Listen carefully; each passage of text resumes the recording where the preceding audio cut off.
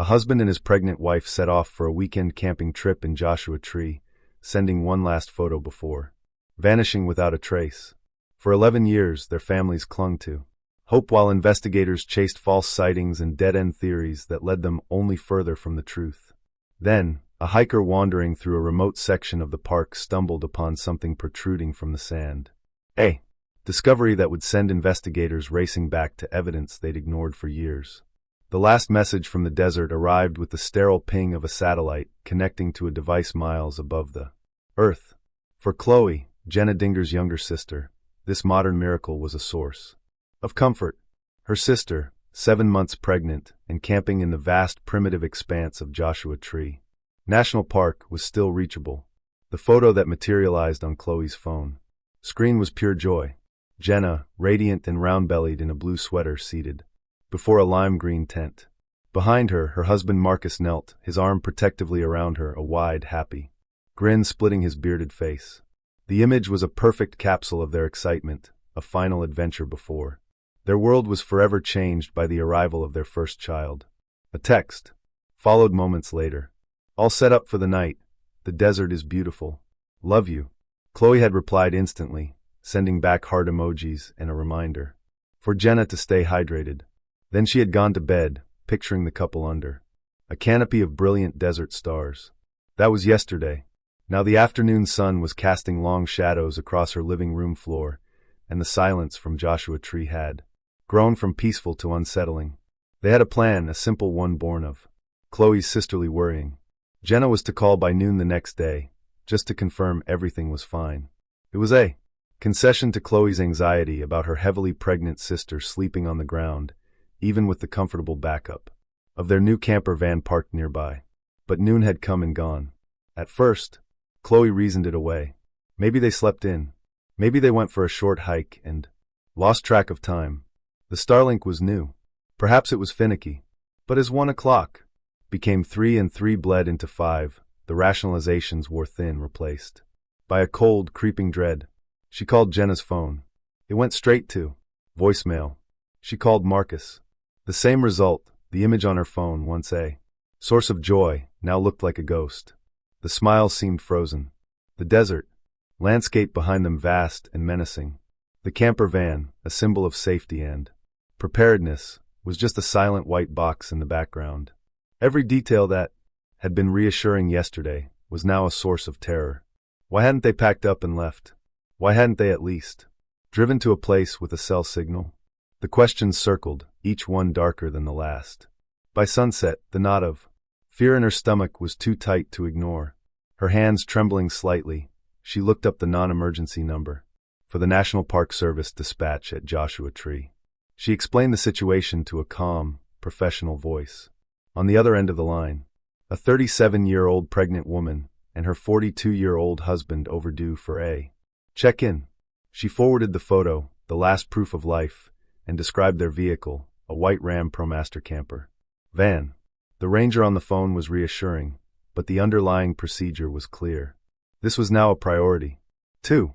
Park rangers were dispatched as the last light of day faded from the sky, their headlights cutting a lonely path into the immense darkness of the park. They knew the general area the Dingers favored, a semi-secluded spot away from the main campgrounds. It took them nearly an hour of driving on paved roads and then graded dirt tracks before they saw it. Bathed in the stark white of their vehicle searchlight, the scene looked exactly like the photo Chloe had sent. The white camper van was parked on a level patch of ground. About 30 feet away, the lime green tent stood taut against the gentle night breeze. It was a perfect, peaceful tableau. As the rangers approached on foot, their boots crunching on the grawly sand, the silence was absolute. There was no flicker of a campfire, no murmur of conversation. "Mr. Dinger, Mrs. Dinger," one of the rangers called out, his voice swallowed by the immense space. The only reply was the whisper of the wind through the creosote bushes. They circled the campsite. 2 camp chairs were angled toward a cold and used fire pit. The tent flap was zipped shut. A quick look inside with a flashlight revealed 2 empty sleeping bags neatly laid out. They tried the doors of the camper van. Locked.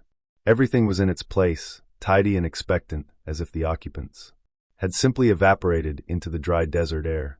With the first light of dawn, the campsite transformed from a place of eerie silence into a full-blown crime scene. The area was cordoned off, with yellow tape, a stark artificial boundary against the natural landscape of twisted trees and ancient rock. The initial park rangers had given way to county sheriff's deputies and a team of investigators. Their first priority was gaining access to the locked camper van, which sat like a sealed metal tomb in the center of the unfolding drama. Rather than break a window, they called in a locksmith, a decision rooted in the hope of preserving every shred of potential evidence. As the locksmith worked, the lead detective, a man hardened by years of investigating crimes in these vast empty spaces, surveyed the scene. Everything was too perfect. In his experience, when people went missing in the wilderness, their campsites were often a mess, a sign of a hasty departure, a medical emergency, or an animal attack. This was different. This was sterile. The click of the van's lock breaking the morning silence was jarring. The side door slid open with a smooth metallic sigh, revealing the interior. The investigators peered inside, and the mystery only intensified. The small custom-built living space was immaculate. A bed in the back was neatly made. On a small kitchenette counter, a half-empty bag of trail mix was clipped shut. A water bottle was full, and there, placed carefully side by side, were Marcus and Jenna Dillinger's wallets. An investigator, wearing latex gloves, carefully opened them. Inside was cash, credit cards, and their driver's licenses. Next to the wallets lay a secondary cell phone, an older model they likely kept for emergencies. And next to that, a bottle of Jenna's prenatal vitamins, a poignant symbol of the life that was supposed to be. The discovery of the wallets and phone was a critical turning point. People who choose to disappear to start a new life take their money and identification. People who get lost on a hike would have their wallets on them. And no one, absolutely no one, would leave their pregnant wife's essential medication behind. The scene screamed that whatever had happened to the Dingers, it had not been planned by them. They had intended to return to this van.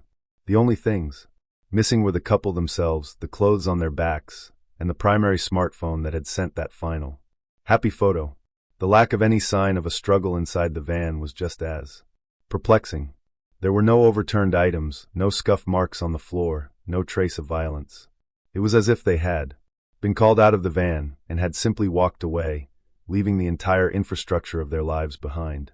As search and rescue teams began a grid search of the surrounding desert, a grim and often fruitless task in the unforgiving terrain of Joshua Tree, the investigative team turned their focus to the digital and financial lives of Marcus and Jenna Dinger. They were a well-liked couple with no known enemies. Jenna was a beloved elementary school teacher taking a year off for her pregnancy. Marcus was described as a self-employed business consultant, a friendly, outgoing man who doted on his wife. On the surface, their life was as orderly and untroubled as the interior of their camper. But in any investigation, the surface is just the starting point. The first crack in that perfect facade appeared 2 days into the investigation. A financial crimes detective tasked with a deep dive into their accounts found something the standard credit reports had missed.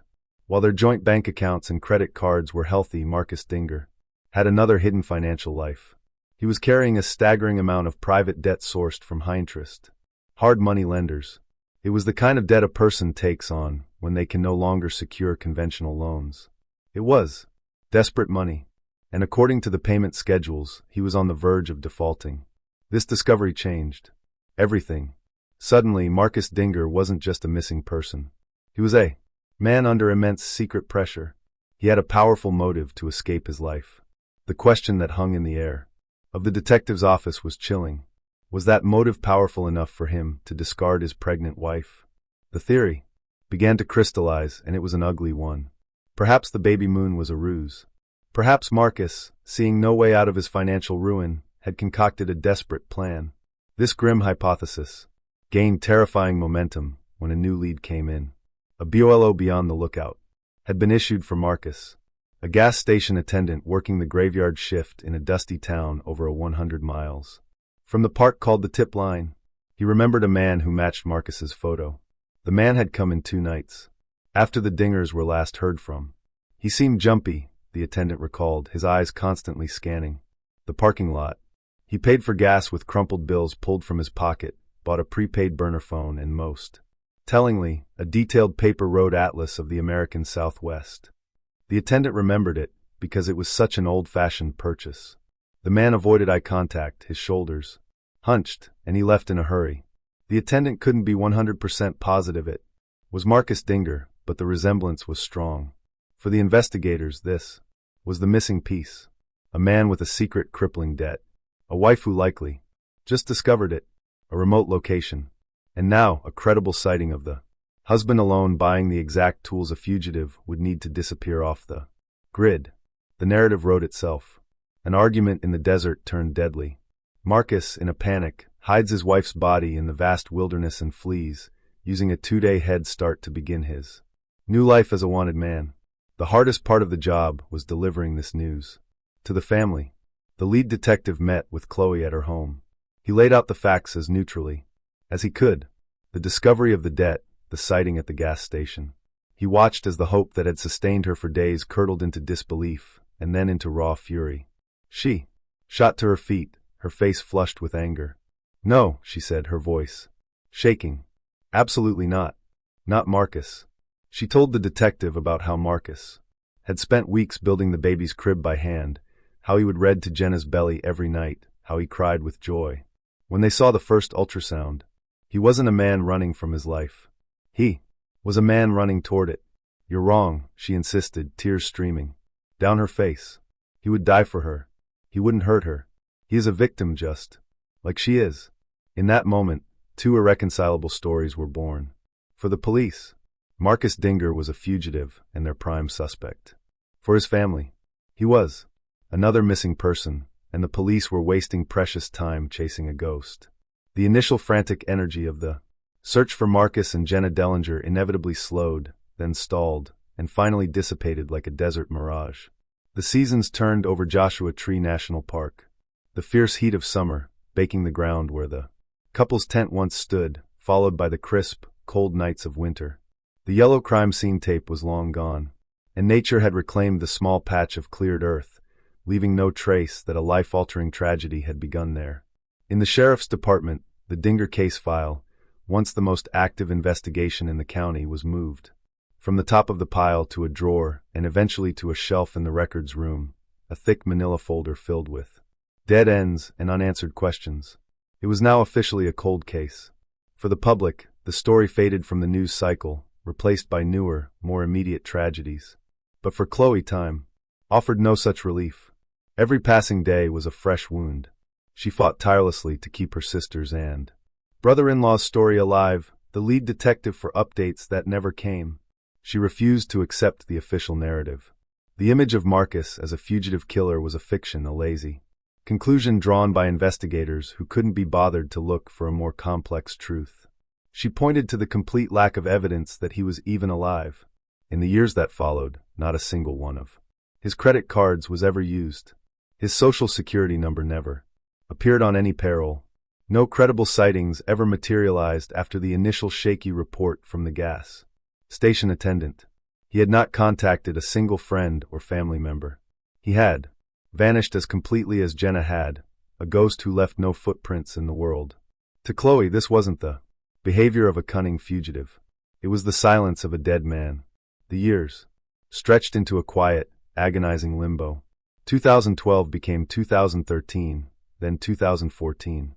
SE became a local legend, a cautionary tale, whispered to tourists. But for law enforcement, it was a frustrating monument to failure. Then, in the late summer of 2017, nearly 6 years after the couple disappeared, a bureaucratic decision forced the case back into the light.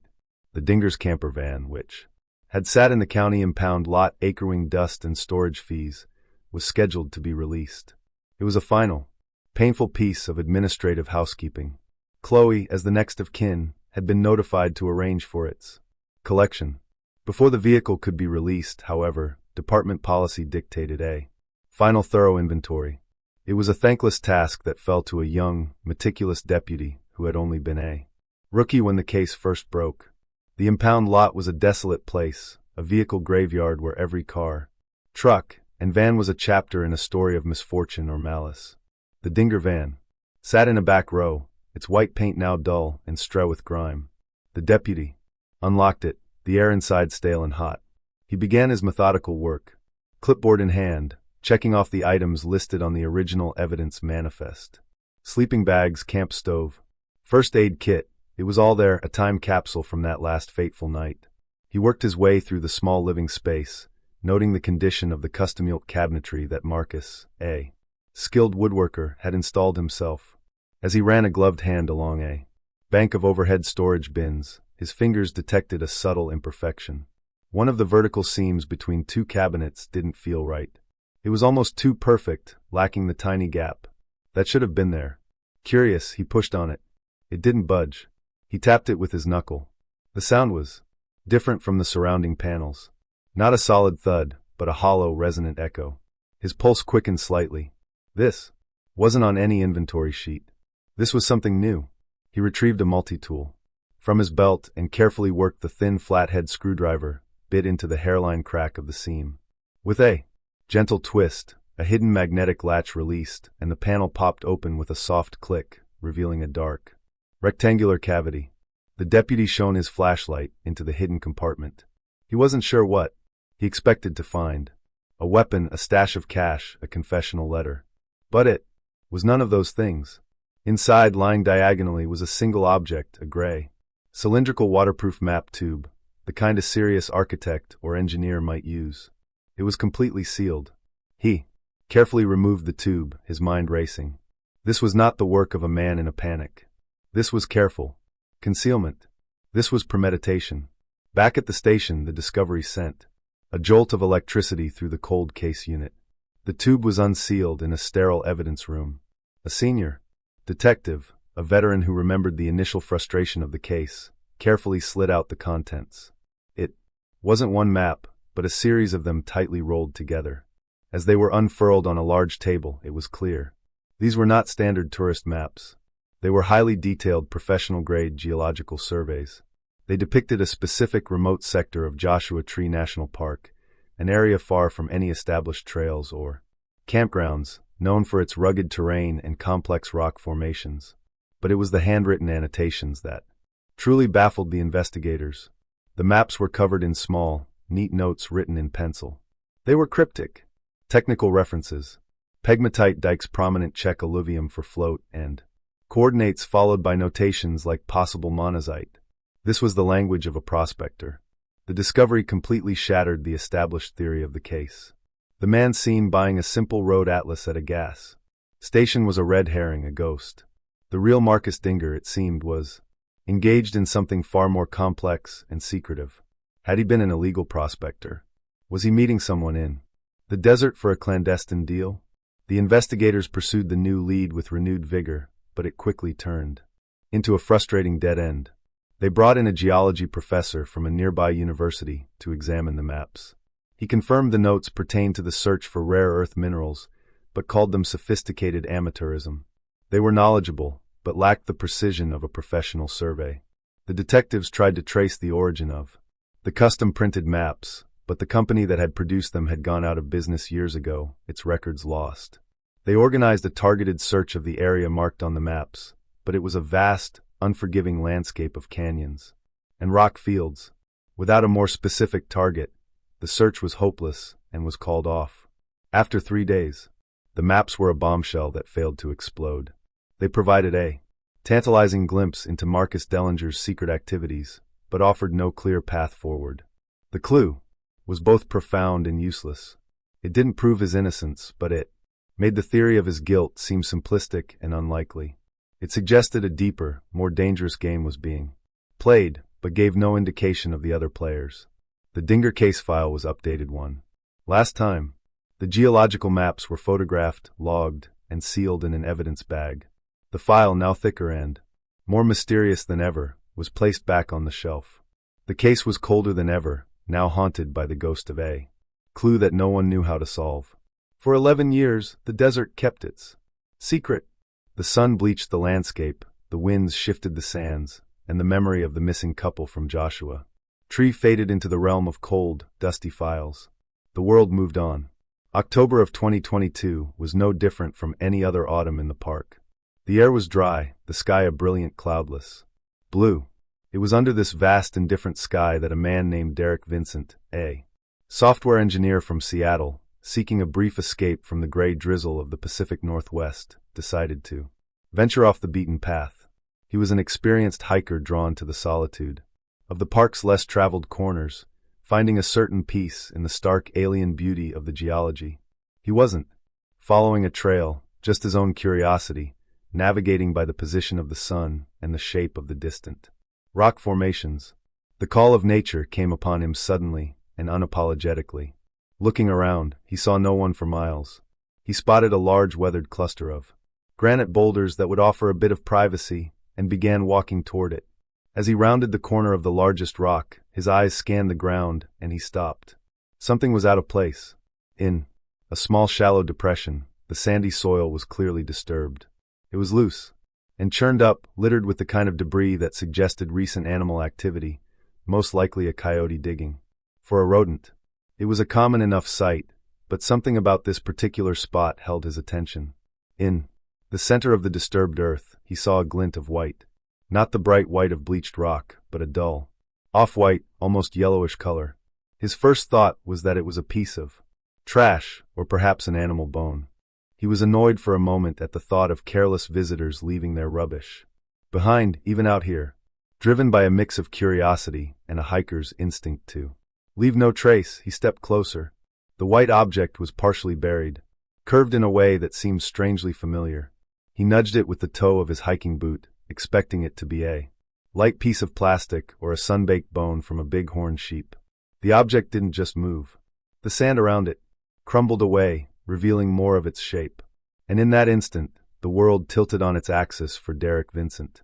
It wasn't one bone. It was a series of them fused together in a horrifyingly recognizable pattern. The curve he had seen was the elegant arching shape of a human rib. He was looking at a human rib cage. He stumbled back, a gasp of cold air catching in his throat. His heart hammered against his ribs, a frantic drum beat in the sudden, profound silence of the desert. He looked again, his mind refusing to process what his eyes were seeing. It was undeniably real. He could see the distinct parallel lines of individual ribs emerging from the sand. He scrambled for his phone, his fingers fumbling, clumsy with a sudden rush of adrenaline. He stabbed at the screen, dialing 911. The voice of the dispatcher was a calm, grounding presence in his swirling panic. 911. What is your emergency? I found something, Derek stammered, his voice thin and ready. A body, I think. Bones. Human bones. The dispatcher's tone remained level. Professional. Okay, sir. Can you tell me your location? Derek looked around wildly, the familiar landscape now feeling alien and threatening. He tried to describe his position, referencing the sun, the shape of the boulder formation, the direction. He'd walked from the nearest dirt road. He could hear the clicking of a keyboard on the other end of the line as the dispatcher tried to pinpoint his coordinates. The process felt like an eternity. He was told to stay put, not to touch anything, and that units were on their way. After he hung up, he sat on a rock a good 50 feet away from the site, his back to it, unable to look again. He just stared out at the empty desert. The image of the rib cage burned into his mind. Within the hour, the silence was broken by the distant sound of approaching vehicles. 2 park rangers arrived first there, faces grim and professional as Derek recounted his discovery. They confirmed the remains were human and immediately established a wide perimeter. Their yellow tape a stark declaration that this patch of wilderness was now a crime scene. The initial rangers were soon joined by sheriff's deputies and most importantly the county's forensic investigation unit. The lead forensic archaeologist, a woman with sun-weathered skin and eyes that had seen more than most, directed the operation with a quiet authority. This was not a recovery. It was an excavation. The process was painstaking, almost reverent. Her team set up a grid system over the shallow grave. They didn't use shovels. They used telephones, dental picks, and soft bristled brushes. With the delicate precision of surgeons, they began to remove the layers of sand and soil 1 grain at a time. As the afternoon wore on, the full extent of the burial was revealed. The skeleton was remarkably complete, preserved by the dry desert air. It was positioned in a seated, almost fetal position with the knees drawn up toward the chest. The skull was intact, the empty eye socket, staring out at a world that had moved on without them for more than a decade.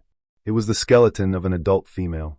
As the team carefully brushed away the last of the sand from the abdominal and pelvic region, the lead archaeologist suddenly paused. She motioned for her colleague to look. There, nestled within the protective cradle of the female skeleton's pelvic bones, lay another, impossibly small and fragile skeleton. The tiny, delicate bones of a skull, a miniature rib cage, the thread-like bones of limbs. It was the perfectly formed skeleton of a fetus lying exactly where it had been in its mother's womb. A hush fell over the entire team. Even the seasoned deputies looked away. This wasn't just one victim. It was two. After 11 years of silence, buried under layers of sand and secrets, Jenna Dinger and her unborn child had finally been found. The discovery of Jenna Dinger's remains sent a seismic shock wave through the county sheriff's department. The Dinger file, a cold case so dormant it was practically fossilized, was abruptly reactivated. This was no longer a missing persons case shadowed by the ambiguous possibility of a husband on the run. This was a homicide. The location of the grave in a remote, almost inaccessible part of the park immediately nullified the long-held theory that Marcus had killed his wife in a spontaneous fit of rage near their campsite and fled. This burial was deliberate, calculated, and required intimate knowledge of the park's hidden corners. The fugitive theory, which had guided the investigation for over a decade, evaporated under the harsh desert sun. The entire case had been reset to zero. A new task force was assembled, blending veteran detectives who remembered the original case with younger officers who brought fresh perspectives and familiarity with new forensic technologies. Their first and most critical task was a complete review of the mountain of old evidence. A detective named Miles Corbin, a man nearing retirement who had been a junior officer back in 2011, was assigned the painstaking job of rereading every report, every interview transcript, every dead-end lead in the original file. He spent 2 days immersed in the cases.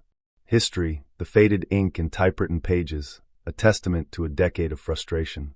On the third day, he came across the supplemental report from 2017, the discovery of the hidden compartment in the camper van.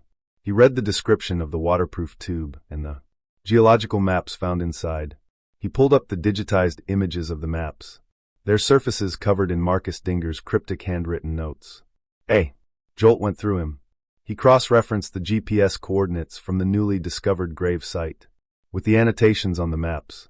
It was a perfect match.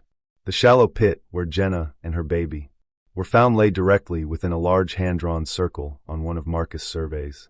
The forgotten clue, the baffling discovery that had led nowhere 6 years prior, was suddenly the Rosetta Stone of the entire investigation.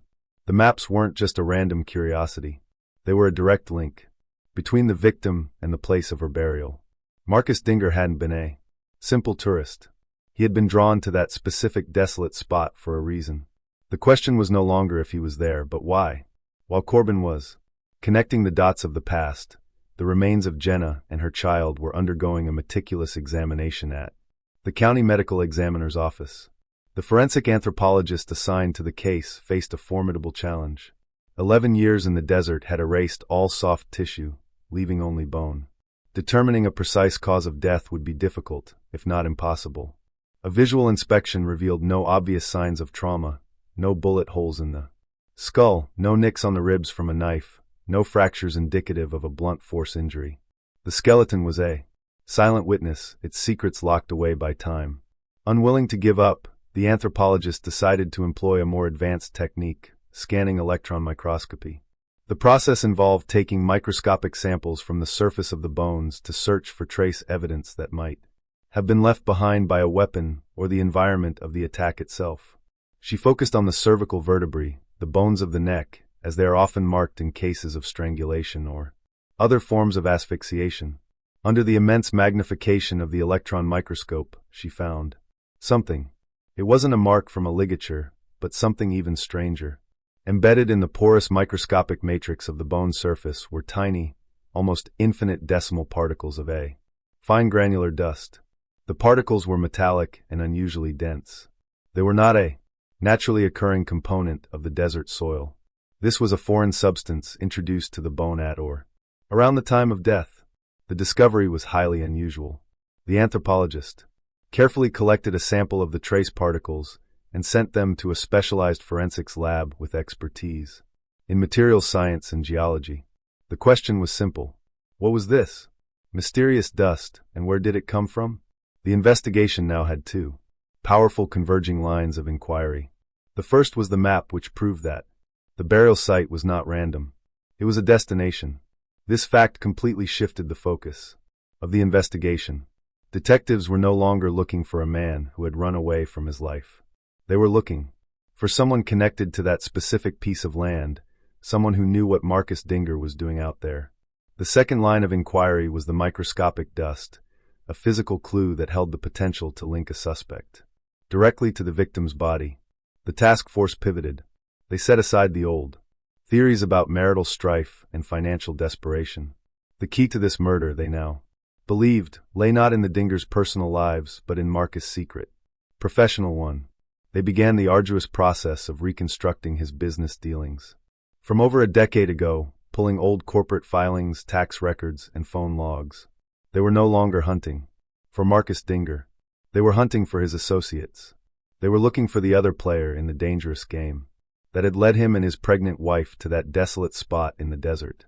The ghost of Marcus the fugitive was finally laid to rest, replaced by the image of Marcus the victim, a man who had stumbled upon a secret worth killing for. The new direction of the investigation felt like excavating an archaeological site of its own. Records from over a decade ago were archived. Businesses had dissolved and people had moved on. The detectives began by re-examining the crippling debt that had made Marcus Dinger such an attractive suspect in 2011. This time they didn't just look at the numbers. They looked at the names. They traced the origin of the high-interest loans and discovered they weren't from shadowy loan sharks, but were part of a complex and acrimonious business dissolution. The money Marcus owed was tied directly to the breakup of his consulting partnership. His partner, a man named Leland Croft, had been the one to call in the debts, initiating a series of aggressive legal maneuvers just weeks before the Dingers disappeared. Leland Croft.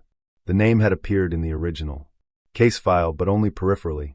He had been interviewed briefly in 2011, expressing shock and sadness over his former partner's disappearance. He had confirmed their business relationship was ending, but had characterized it as a mutual, if somewhat tense, parting of ways.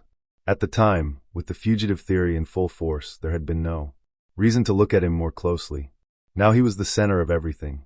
The investigators began to build a profile of Leland Croft, and as they dug, the pieces began to snap into place with an alarming clarity. They pulled his old credit card statements and public records. While his professional life was in business consulting, his personal passion, bordering on obsession, was geology. He had subscriptions to obscure mining journals, receipts for rock tumblers and Geiger counters, and most tellingly, records of purchasing specialized geological survey software. Leland Croft wasn't just an amateur. He was a dedicated, knowledgeable prospector. The cryptic notes on Marcus maps suddenly made perfect sense. They weren't Marcus notes. They were likely Leland's, or at the very least, they were written in his language. A new chilling theory began to emerge, one that recontextualized every element of the case.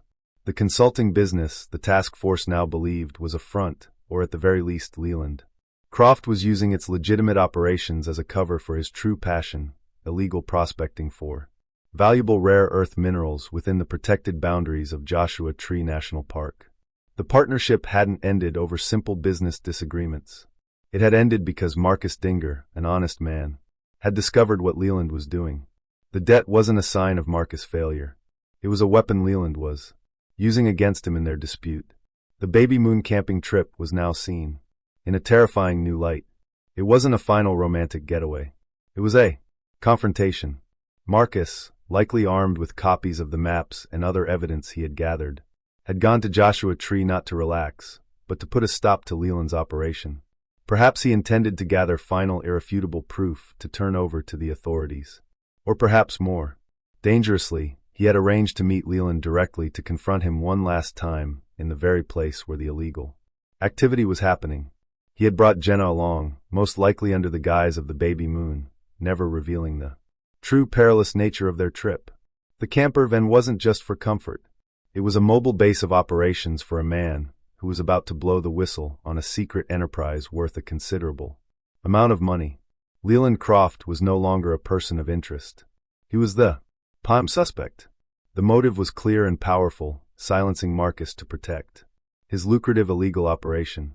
The investigators revisited the original sighting at the gas station, the one that had sent the investigation down the wrong path for 11 years. They pulled the grainy surveillance footage from 2011. The quality was poor, but the man at the counter bore a definite passing resemblance to Leland Croft. Same general build, same hairline. It was now sickeningly clear what had likely happened. Leland hadn't just killed the Dingers, he had brilliantly and cynically orchestrated the aftermath. He had murdered his partner and the only witness, then driven miles away to a random gas station where he, a man who looked vaguely like Marcus, deliberately bought the items a fugitive would need. He had created a false trail, a perfect piece of misdirection that had successfully diverted all suspicion from himself for over a decade. He had not only committed the perfect crime, but had framed a dead man for it. The task force now had a solid, coherent theory, a compelling motive, and strong circumstantial evidence linking Leland Croft to the victim's secret activities and the location of the crime. But they knew it wasn't enough. A good defense attorney would tear it apart in court, dismissing it as speculation and coincidence. They had a story, but they needed proof. They needed something that physically tied Leland Croft to the murder of Jenna and Marcus Dinger. The entire weight of the case now rested on the results from the forensics lab on the identity of the mysterious microscopic dust found clinging to Jenna's bones. Leland Croft was found in a small sun-drenched town in central Oregon, a world away from the harsh deserts of Southern California. He was the owner and sole proprietor of Croft's Hardware and Feed, a tidy, well-organized store that smelled of sawdust, fertilizer, and honest work. When Detective Corbin and his younger partner walked in, Leland was advising a customer on the best type of fungicide for rose bushes. He was 54 now, thicker around the middle, his hair gray at the temples, but he had the same calm, assured demeanor they remembered from his original witness statement. He looked up, offering a polite, professional smile that faltered slightly when he saw their badges. He agreed to accompany them to the local police station to clear up some old questions with a sigh of weary cooperation, as if this were a tedious but necessary piece of bureaucratic red tape from a lifetime ago. In the sterile, gray-walled interrogation room, Leland's composure was a fortress. He sat back in his chair, hands resting calmly on the metal table, and projected an air of patient helpfulness. He listened as Corbin began walking him back through the events of 2011. Leland's answers were smooth, consistent, and unchanged from his original story. Yes, the business dissolution with Marcus had been difficult. Yes, there was money involved. Partnerships end, he said with a dismissive shrug. It's like a divorce. It's never pleasant, but it's just business. Marcus was a good man, a bit of a dreamer. I was devastated when I heard what happened. Corbin pushed, presenting the first piece of new evidence. He slid a large color printout of one of the geological maps across the table. We found these, Leland, hidden in a secret compartment in Marcus's van. These look like a prospector's maps. Your notes, perhaps? Leland leaned forward, squinting at the map with mild curiosity. He chuckled, a dry, dismissive sound. My notes number Marcus. Got into all sorts of strange hobbies. He had a brief obsession with gold panning one year, then it was meteorite hunting. This was probably another one of his phases. He thought he was going to strike it rich in the desert. I told him he was wasting his time.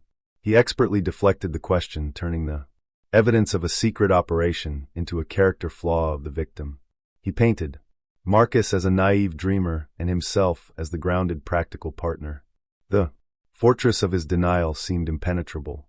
Corbin pressed on detailing the bitter financial dispute, the aggressive legal letters Leland's lawyer had sent just before the disappearance. Leland didn't flinch. As I said, it was a business divorce. Lawyers get involved. Things get ugly. It's regrettable, but it's standard procedure. It has nothing to do with him and Jenna going missing. Every piece of circumstantial evidence the detectives presented, Leland caught and calmly dismantled with a plausible, rational explanation. For a moment, a sliver of doubt entered Corbin's mind. Was it possible they were wrong? That this was all just a string of incredible coincidences? Then came a knock at the door. A uniformed officer entered and handed Detective Corbin a sealed evidence envelope. It was the report from the Materials Analysis Lab. This was the moment. Corbin opened the envelope, his eyes scanning the technical language of the report. He looked up, his gaze locking with Leland's. The air in the room grew heavy. When the medical examiner inspected Jenna's remains, Corbin began, his voice low and steady. She found something unusual, a fine metallic dust embedded in the bones of her neck. He paused, letting the statement hang in the air. We sent a sample to the lab for analysis. The substance is called thorite, Leland. It's a radioactive rare earth mineral. It's not something you just find anywhere. In fact, it's only found in commercially viable concentrations in a few places in North America.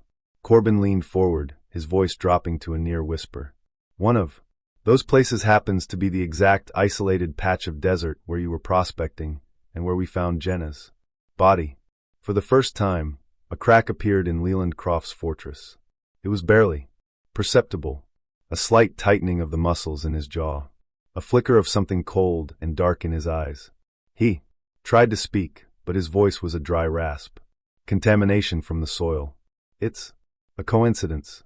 The words were weak, lacking the confident authority he had projected moments before. The science was a wall he couldn't talk his way around. Before Leland could recover, Corbin's partner slid a second file across the table. He opened it to reveal two photographs side by side. This is what really changes things, Leland, the younger detective said, his tone sharp. We couldn't see this back in 2011. The technology wasn't there, but we reanalyzed the original crime scene. Photos from inside the camper van. He pointed to the first image, a digitally enhanced, high-contrast picture of a faint dusty footprint on the van's interior step. It was now shockingly clear. He then pointed to the second photo. This is the tread pattern from a pair of redback geological boots, a specialized brand. Your preferred brand. According to your credit card records from that time, they're a perfect match. Leland stared at the photographs. The thorite had placed him at the burial site. The boot print placed him inside the van. The two pieces of evidence were like the jaws of a vice closing in on him from opposite sides. There was no more room for denial. There was nowhere left to run. The collapse was total. The calm, confident hardware store owner dissolved, replaced by a man drowning in a memory he had held underwater for 11 years. His shoulders slumped. The color drained from his face. He stared at his hands on the table as if they belonged to a stranger. A long, shuddering breath escaped his lips. A sound of profound and final defeat. He wasn't supposed to bring her, Leland whispered, the words tumbling out, thick with a decade of silence. He recounted the story in a broken, disjointed torrent. The meeting was his idea, a final angry confrontation at his prospecting site. He was furious that Marcus was threatening to expose him. The argument escalated. Marcus was righteous, unbending. In a fit of pure rage, Leland had struck him with a heavy rockhammer he kept with his tools. Marcus went down and he didn't get up.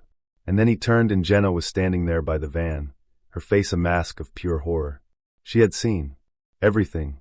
I didn't have a choice, he choked out the pathetic classic excuse of a murderer. He described in cold detail how he had killed her, buried her in a prospect pit he had already dug, and then returned for Marcus' body, dumping it down the shaft of a nearby abandoned mine he knew of. The trip to the gas station was a final cynical masterstroke of inspiration, a way to throw the police off his trail forever by framing the man he had just murdered. The interrogation room was silent except for the sound of Leland Croft's ragged, sobbing breaths. The fortress had crumbled to dust. The case, after 11 years of agonizing mystery, was finally brutally closed. The confession of Leland Croft did not end the investigation. It launched its final grim chapter. While Croft was processed and held without bail, a massive search operation was mobilized. Its focus now narrowed from the entirety of Joshua Tree National Park to a few square miles of rugged mines-scarred badlands, the area Leland had described in his confession. The mission was no longer a search for a missing person, but a recovery operation. They needed to find Marcus Dinger. The terrain was treacherous, dotted with the open mouths of abandoned mine shafts from a long-forgotten prospecting boom. These shafts were vertical tombs, some hundreds of feet deep, their wooden supports rotted and their edges unstable. Sending personnel down was deemed too dangerous. Instead, the task force brought in a specialized team from a state university's robotics lab. Their tools were a fleet of advanced remotech-controlled drones small enough to navigate the narrow shafts, equipped with high-intensity lights and high-resolution cameras. For 2 days, the operation unfolded under the relentless desert sun. The team worked methodically, moving from one abandoned mine to the next. The drone operators sat in the cool, air-conditioned darkness of a command vehicle, their faces illuminated by the green glow of their monitors, watching the live feed as the drones descended into the earth. The images sent back were claustrophobic. Intense, rough-hewn rock walls, dangling roots, the occasional desiccated carcass of an animal that had fallen in. Shaft after shaft revealed nothing but darkness and debris.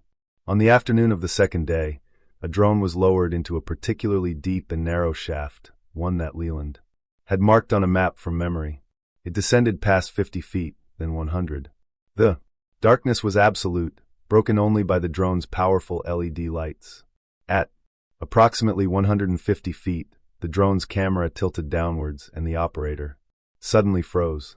At the very bottom of the shaft, tangled in a mess of discarded timber and rockfall, was a shape that was unmistakably human. The operator zoomed in, the camera lens adjusting to the darkness. The image sharpened, resolving into the chillingly clear sight of skeletal remains clad in the tattered remnants of clothing. A quiet, somber confirmation was relayed over the radio. They had found him. A specialized recovery team, using a complex system of ropes and harnesses, was dispatched to the shaft. The painstaking process took several hours. Finally, as the sun began to set, casting long purple shadows across the landscape, the remains of Marcus Dinger were brought back to the surface for the first time in 11 years. Dental records provided a swift and certain identification. With the recovery of both victims, the story of their disappearance was finally complete. Leland Croft, facing an ironclad case, built on his own confession and the irrefutable forensic evidence, was convicted on 2 counts of first-degree murder. He was sentenced to life in prison without the possibility of parole. For Chloe and the rest of her family, the verdict brought not joy, but a profound and aching sense of closure. The terrible weight of not knowing, which they had carried for more than a decade, was finally lifted. Here's your rewritten script with fresh wording, while keeping the core story intact and maintaining the same length. A husband and his pregnant wife set off for a weekend camping trip in Joshua Tree, snapping one last photo before vanishing without a trace. For over a decade, their families clung to hope while investigators chased false leads and dead-end theories, each one pulling them further from the truth. Then, a hiker wandering through a remote stretch of the park spotted something jutting from the sand. A discovery that would force detectives to revisit evidence they'd overlooked for years. The last sign of life from the desert arrived as a quiet ping, a satellite linking to a phone miles above Earth. For Chloe, Jenna Dinger's younger sister, that faint digital signal was a small comfort. Her sister, 7 months pregnant and camping in the vast, rugged expanse of Joshua Tree, was still reachable. The photo that appeared on Chloe's screen was pure happiness. Jenna, glowing in a blue sweater, her rounded belly prominent, sat in front of a bright green tent. Behind her, her husband Marcus knelt, his arm draped protectively around her, a wide grin stretching across his bearded face. The image captured their excitement.